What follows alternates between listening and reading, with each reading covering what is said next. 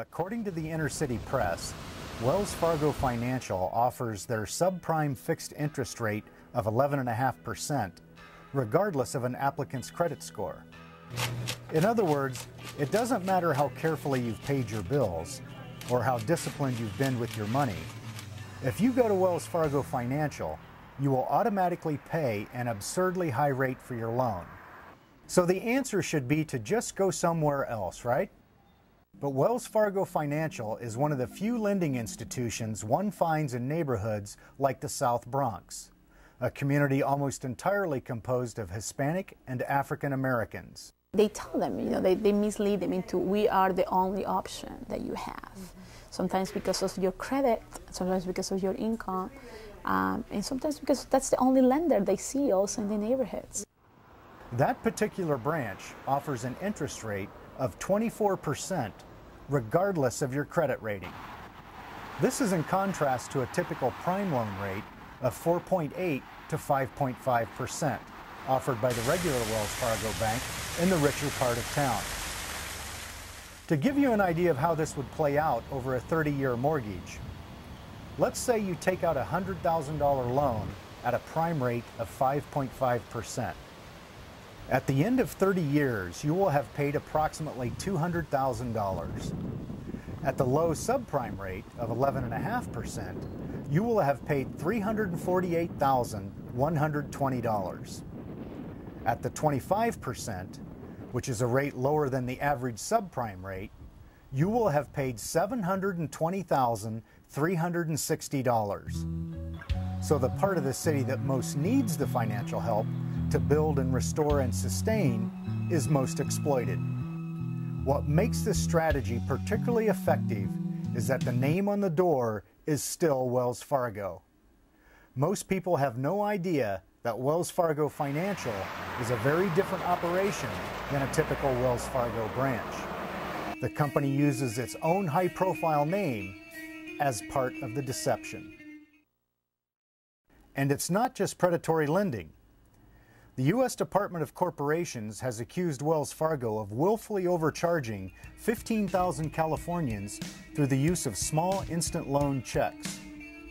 Wells Fargo told regulators that it had fixed the problem by more accurately disclosing interest rates, only to repeat the same abuses again on the same people. Apparently, it's a pattern.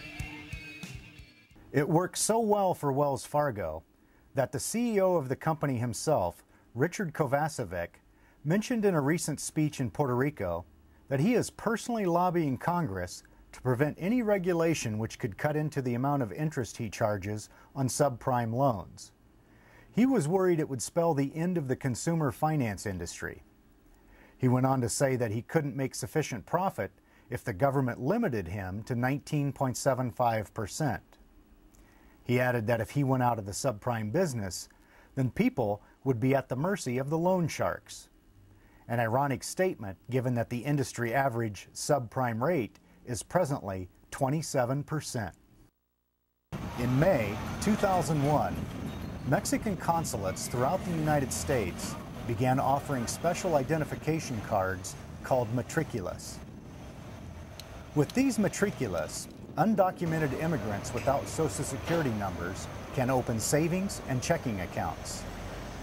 The result of this was $20 million of new deposits in Los Angeles County alone in a matter of months.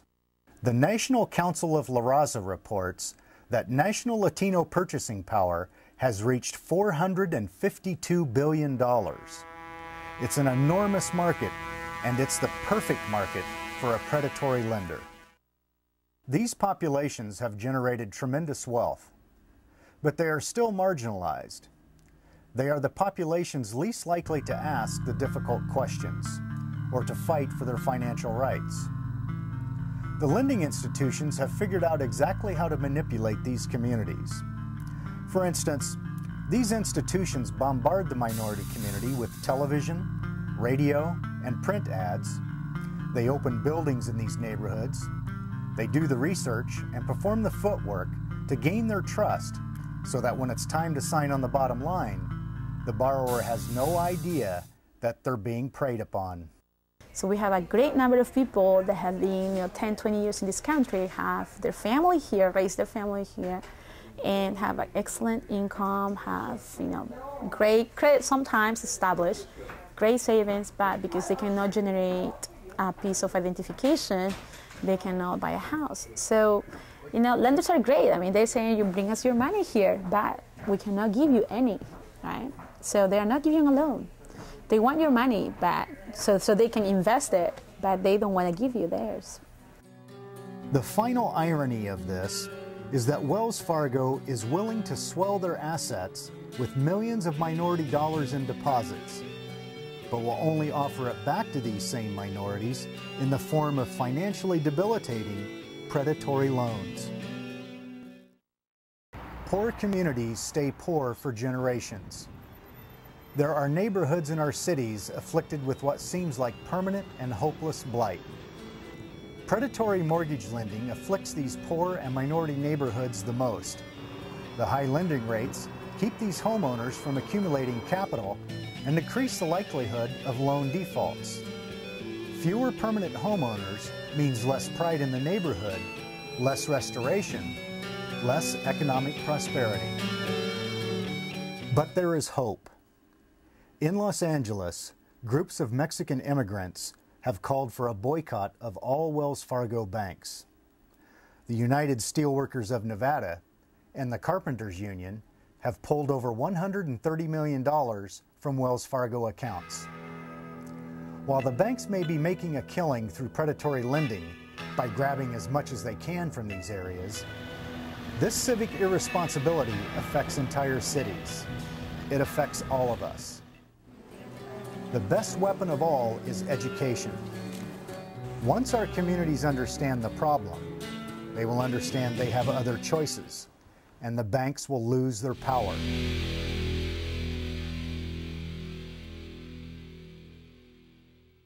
HUD investigations led Andrew Cuomo, former U.S. Housing Secretary, to state that discrimination is not just alive and well, it is flourishing. That is the sorry truth.